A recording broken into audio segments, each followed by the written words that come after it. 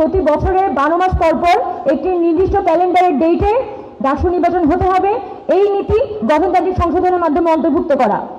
দ্বিতীয়ত, আমাদের সিনেটে হচ্ছে মাত্র 5 জন শিক্ষার্থী প্রতিনিধি যায়।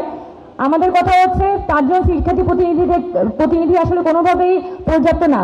সেই জায়গায় আমাদের ডাকসুতে যে 28 জন সেন্ট্রাল পদে নির্বাচিত হয়ে আসবে, সেই 28 জনের মধ্যে আমরা সর্বোচ্চ সেরকম শিক্ষার্থীকে আমরা সিনেটের অন্তর্ভুক্ত করতে চাচ্ছি।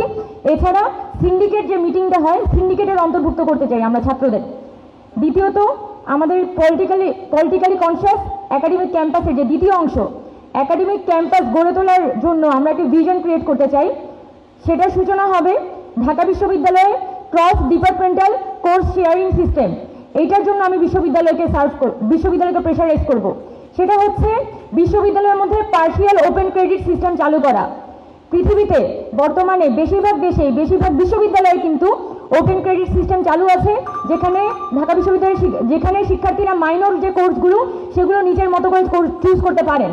সেই জায়গায় বর্তমানে যে 140 ক্রেডিট আছে, সেই 40 ক্রেডিটের মধ্যে 20 বা 25 ক্রেডিট আমরা স্টুডেন্টদের চয়েস সাপেক্ষে তারা যাতে কোর্স সিলেক্ট করতে পারে অন্য ডিপার্টমেন্টে, সেটাকে আমরা ফ্যাসিলিটেট করব।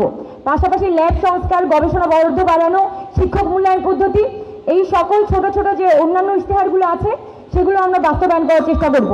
লাস্ট যে কথাটা বলবো, আমি যেহেতু নারী, তাই নারী নিরাপত্তা এখানে একটা প্রধান কোয়েশ্চেন। সো নারীদের তারা যাতে তাদের নিজস্ব হলে অন্তত রেস্ট নেওয়ার জন্য, খাওয়ার জন্য, নামাজ পড়ার জন্য যেতে পারে, সেটাকে আমরা ফ্যাসিলিটেট করব।